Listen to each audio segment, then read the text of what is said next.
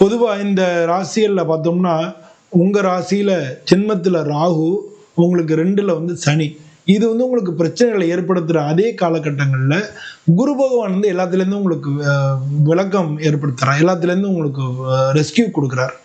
பிரச்சனைகள் இருக்கும், ஆனால் சமாளிக்கிறதுக்கு வேண்டிய வசதிகளையும் செஞ்சு கொடுத்துருவார். அதனால் குருனுடைய பார்வை எய்தர் ராகு இல்லாட்டினா சனி அவங்க மேலே இருக்கிறதுனால இதனால் ஏற்படக்கூடிய பிரச்சனைகள் எல்லாமே நீங்கிறது. பொருளாதார ரீதியாக மிக மிக உயர்வான காலமாக 6ஆம் மாதத்துலேருந்து 10ஆம் மாதம் வரைக்கும், அதுவும் 2வது 4 மாத காலத்தில் உங்களுக்கு நிச்சயமாக வந்து நிறையா ஏன்னா லாபஸ்தானத்தையும் பார்க்குறார்.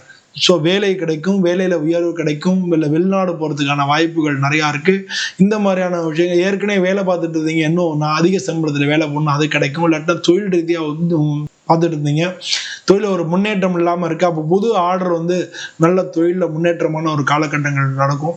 இதெல்லாமே வந்து உங்களுக்கு இந்த 2வது 4 மாதத்தில் உங்களுக்கு நடக்கும். அதாவது ஏப்ரல்லேருந்து ஆகஸ்ட் வரைக்கும்.